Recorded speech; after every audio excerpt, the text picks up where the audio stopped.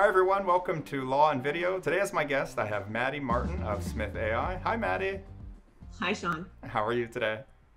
Great. Happy to see your face. Yeah, it's good to see you. You're my very first guest on the show, so I want to say thank you very much for doing this with me today. Yeah, absolutely. I'm happy to chat with you about any subject, including my favorite genre of TV, which is like criminal and law TV. Well, that's perfect. Okay, so then to give some structure to you and to the people that are watching, yeah, essentially the icebreaker question is what's your favorite like example of law in video? And it's you could talk about a few things or one thing or whatever. And then after that, I'd like to yeah, we'll talk a bit more about Smith AI and the work that you do and basically go from there. Yeah, sounds great. Okay, so question number one. What is your favorite or currently favorite kind of depiction of law in video?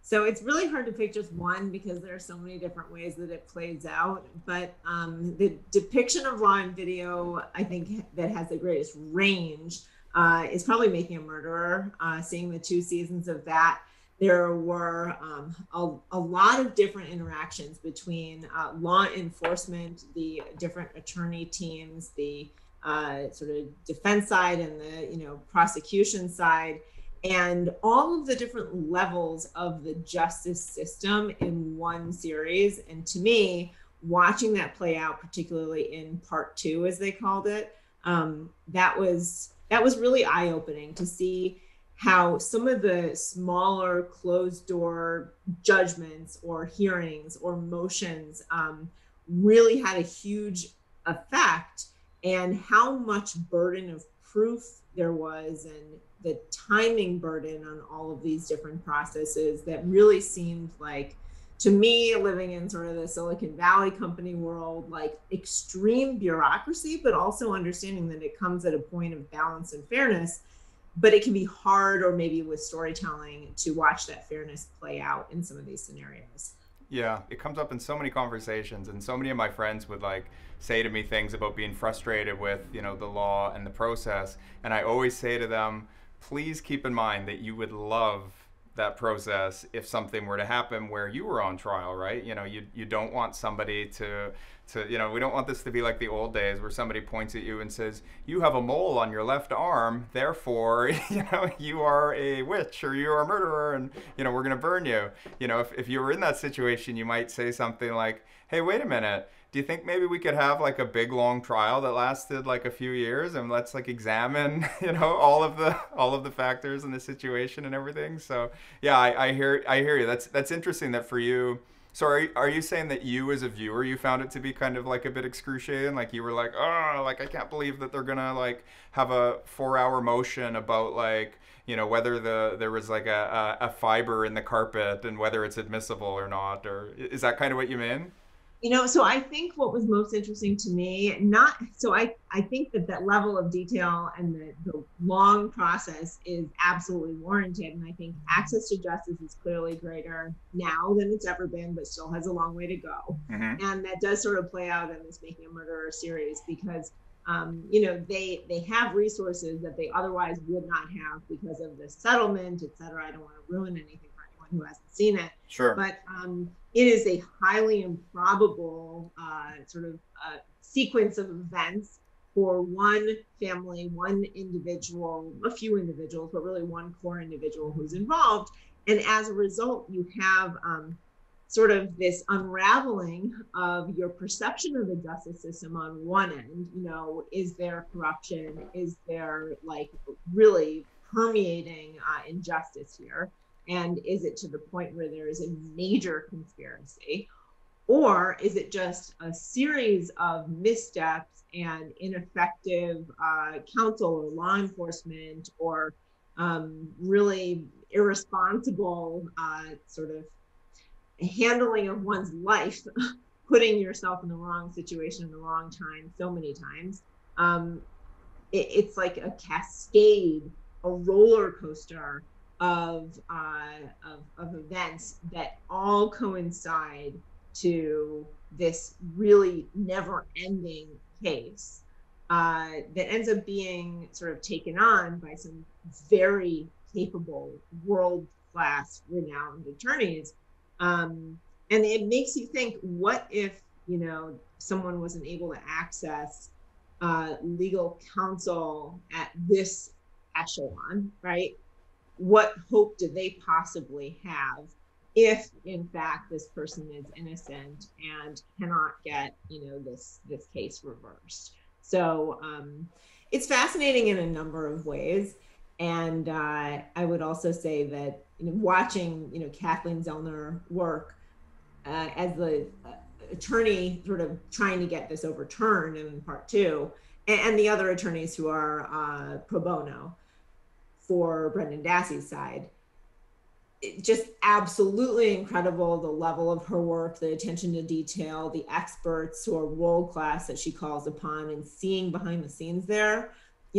It's the reason why, if you like Homicide Hunter, or if you like some of these other sort of retelling of the story shows, even The Staircase and things like that, I can geek out on this forever. Maybe even The Wire, which was really, from a guy who grew up in Baltimore as a journalist and created that story, not completely out of fiction, right?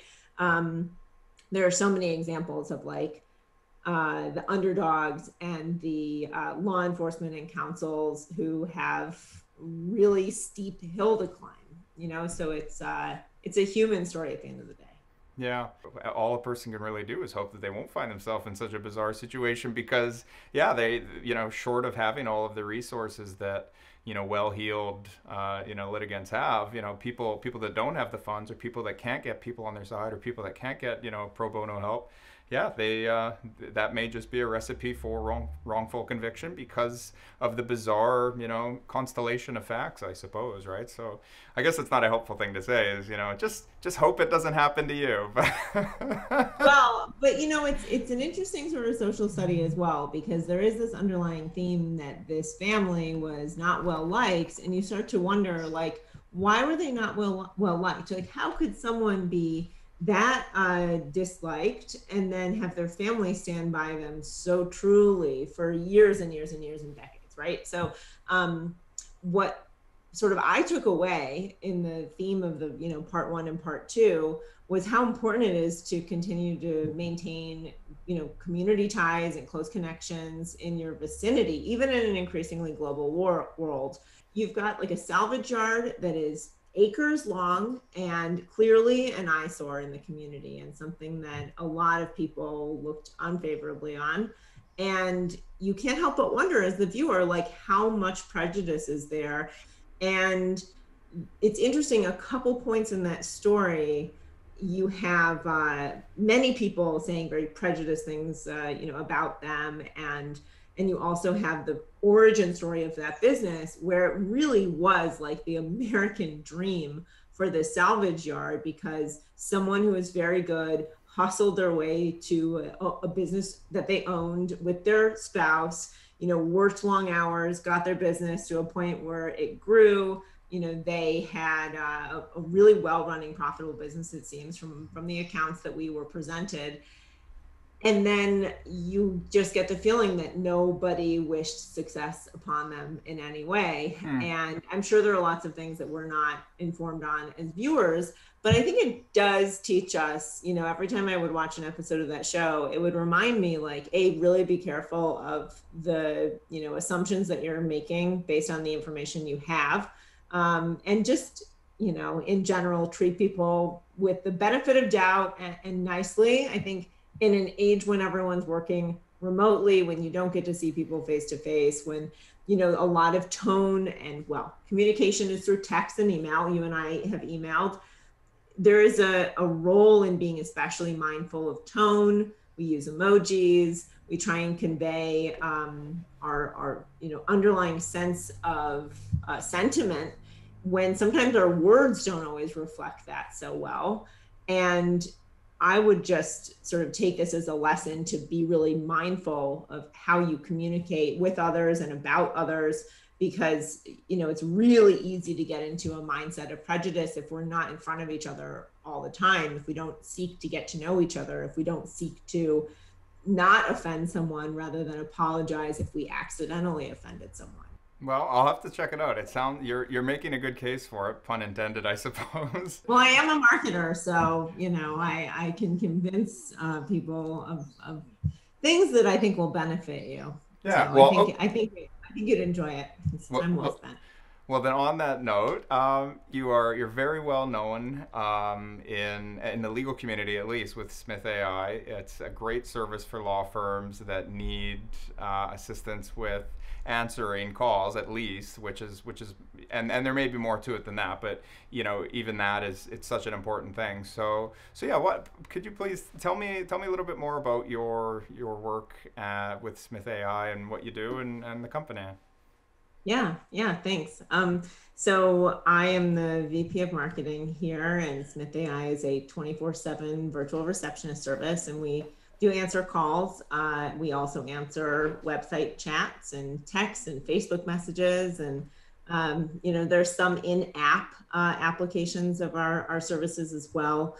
And the really beautiful thing is that we do work during these conversations. So we're not just taking a message and waiting for the business owner we answered for to get back to that person.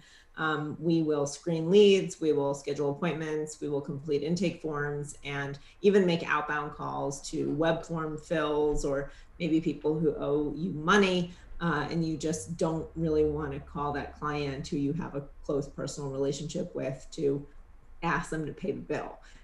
Quite transactional as conversations go. And a lot of people really resist their accounts receivable because of the sort of social discomfort there, speaking of social dynamics. Mm-hmm. So what we've done is to equip Smith AI with hundreds of receptionists and chat agents who can be deployed, so to speak, at any time of day or night, weekday, weekend, to answer on behalf of businesses who have better fish to fry.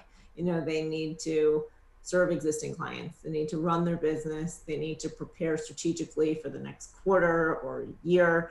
They need to run their staff, their books, the accounting, et cetera. And they need to maintain their networks, their business connections, and keep the presence in their communities, because those are all things that we cannot do for them. If you have only 24 hours in a day and you really know 8 should be sleeping, right? Then it ticks down really quickly with meals, with breaks. I have a 6-month-old puppy, so with lots of walks and playtime, and his meals and breaks. And then there's time for work. And you've got, let's say, an 8-hour day approximately. For many business owners, it extends well beyond that. And even within those 8 hours, the things that you're able to achieve and the management time that's required to do that work properly, to be the overseer and the approver and the decision maker, the strategic planner, there's not a lot of time for answering calls and interruptions, implementing new technology and office administration. So a lot of that gets very capably outsourced to Smith AI and to other, providers, virtual paralegal, virtual bookkeepers, et cetera. Yeah, no, it's a brilliant concept. Being a lawyer, because of the professionalism and the role that you play, you do not want to be answering your own calls because you don't know that it's, if it's going to be some angry client who is going to waste all your time, or it's a self-represented litigant who you're opposing and they call you and it's like, and they have a lawyer, let's say, and it's like, in my jurisdiction, if that were to happen, it'd be like, no, stop. Like, you cannot talk to me. You have a lawyer. I am not permitted to talk to you. Like, it's a rule, right? So having an ability to take communications and having that intermediary, it's almost not even like it's some optional thing. It's like just about mandatory for legal practice. So something like Smith AI and bringing in the chat, the web chat, Facebook, LinkedIn, whatever, right? It's all communication. That is extremely helpful because, as you say, it frees you up to do all of the other stuff that you should be doing. Phone calls are very important, but, you don't, sometimes it's just hard to get people off the phone. Like, the value that's offered is obvious. Like, it's a great service. Thank you. I mean, I'm a huge advocate, and I think just in that example alone, that's actually a lesser known example that we don't highlight as often, although we do have a disclaimer on our web chat that says, this conversation that you're about to start on chat does not constitute legal advice. For if Yes. this were a law firm website, for example, does not constitute legal advice, does not establish an attorney-client relationship. Yeah. Some of our clients even go forward to say, if it's only the chat bot, this is a chat bot solution. It's not live staffed by humans, or the people who are staffing this are not attorneys. So that can go, several sentences long in a chat, because there is a concern that anytime you're talking to an attorney or a law firm, you're getting legal advice. And the issue is, and we saw this in the Clio Legal Trends report that you have, and if you haven't checked that out, I highly recommend that any listener does. So Clio puts together a lot of their data. They do work with an independent research company, and then they also have data from within Clio, which is a practice management system. It's pretty well adopted. So they have a lot of data. What it showed is that people are expecting to have a free consultation, to have access to an attorney, and the majority of them who have a consultation don't move forward to hire the law firm. And as a result, you have a lot of time that's wasted, and that time is at the cost or opportunity cost of another well-qualified lead or other work that you could be doing in the meantime. And that doesn't necessarily have to be the billable hour, which we're not talking so much about anymore. We understand that there's value to our time, and we don't have to literally log every hour for attorneys who are flat fee subscription, et cetera. But we do know that that time can be better spent. And even if your business is thriving, you don't necessarily want to be doing work that is not best suited for your law firm or your talents. So as the sort of business opportunities rise and you can be more choosy, then you can be more choosy and you update your lead screening and client intake questions. You are more conservative in the cases that you take based on what you know about who makes a great client.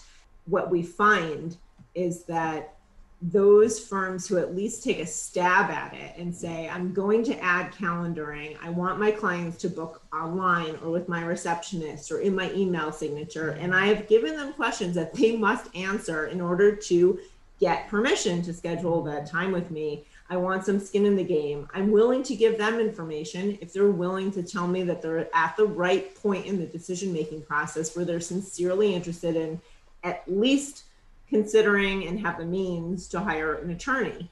Yeah, no, it's an extremely smart solution.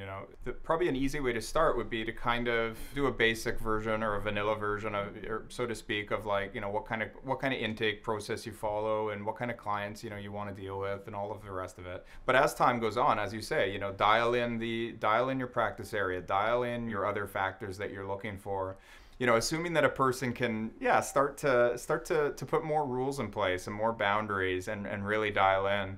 As I said, I don't know how exactly, a list like that would necessarily fit in or, perfectly. It probably wouldn't, but to build the questions you do want to ask, right? Yeah. Because what are the questions that Smith AI, receptionist would ask either by phone or by chat, by text, whatever. When someone comes in, it's not just, oh, I'm looking for an attorney to help me with a divorce. Oh, how long have you been married? And do you have kids? And is there a residence involved or their own property together or whatever, et cetera? Be determined by your location and many other factors. Those are some, basic, screening questions, sure. But if you look back, and oftentimes the hardest thing to do is to start in this process, and it gets easier the second that you just start trying to put something together and then whittling it down. So you may have said, Sean, I have so much evidence that every time I have this conversation, this is the last time I'm having that conversation. I'm going to finally put this form together so that I'm not even moving that forward, that conversation forward, if they give me that indication that I know by now, I know better than to let them schedule another consultation with me, for example. Or what did I do? I just promised to talk to them again, right? And you get caught up. And so, it's the challenge of routine and habits and ingraining sort of those answers and workflows in that call and that process, and outsourcing it also is a way to sort of neutralize it for you if you're not very comfortable, while also, of course, if there's a referral, having that more formal communication that says, we're not your law firm, or whatever you need to do to meet the, ethics rules. We find that if you go back to the last 5 clients that you really like the most, and the 5 clients who you really wish you hadn't worked with, taken that case, and the ones who you really wish you had won but didn't, it's a really good way to say, how do I improve my process from here on out? So you're just looking at 15. It's not actually that difficult to go one by one and say, what do I like about this? And just in common words, write it down. And then look, after you're done with that exercise, what are the common qualities that I liked about those 5? What practice area? What type of case? Who was involved, and what are the different factors? And then about those ones that weren't so, fabulous, where did they come from? What was involved there? And you may determine that certain lead sources at the very top of the funnel are sending you cases that you don't want, which is quite easy to cut off. Mm-hmm. And there are other factors that might be more nuanced, where it's regardless of the lead source. Sometimes on Google search, you get the best leads, and sometimes you get the worst leads. Maybe you need to write more content up front on your website and prepare more FAQ and have chat proactively, sort of screening out those questions before they call, so that they feel pretty well equipped with the, common FAQ for your law firm before having a live conversation with anyone over the phone or scheduling an appointment. So sometimes it involves jumping through a few hoops or pushing them through a few hoops. In general, the best clients will appreciate that and will find you to be the expert and treat you that way, rather than being put off by it, and I think that's not necessarily an expected behavior, but it is sort of a really favorable behavior that you're grateful for when you imbue it in your new leads. But I have to jet anyway, Sean. So maybe it's good timing. Thanks for listening to me ramble today. Yeah, thank you very much for meeting with me today. It's been a pleasure. It's been a pleasure to hear more about the work that you do with Smith AI. I'm definitely looking forward to checking out the show on Netflix. Thank you so much. Yeah, I'll just end with one last thing, which is, there is a control dynamic for a lot of people who own firms and own other businesses. It's time, I think, when you're feeling spread thin or stressed out or looking to expand in a scalable, productive way, with a conservation sort of, take on your resources. And even though you needed so much control early on, it's time to let go of some of that control so that you can really grow a business properly. And, this is not a solo Etsy shop, it really can be something big, and you can, pull yourself back a little bit and have more family time, have more time for strategy, have more time for writing and things that you prefer to do in your business, have the work-life balance that you prefer. Even if that means a lot of work or a little work, it's something that you are determining, and your phone is not determining for you. Your email inbox is not determining for you what your day is going to look like. So if you're interested in learning more, please go ahead and check us out, smith.ai. You will get $100 off your first month of service, and Sean can provide the code for you in the notes. And, if you call us, if you chat in, if you email, you'll see the level of service that we give to our own clients, which is a very strong approximation for what we can do for you as well. That's brilliant. No, you're absolutely right. It takes a village. You can't do it all your own. And for the lawyers out there that are trying to do it all on their own, Smith AI would be, just a godsend, a very welcome resource. So thank you very much for the coupon code. I'll get that information from you, and I'll post that below. And yeah, we'll leave it at that. Thanks again, Maddie. I really appreciate you coming on the show. Thanks, Sean. Thanks for having me. Take care.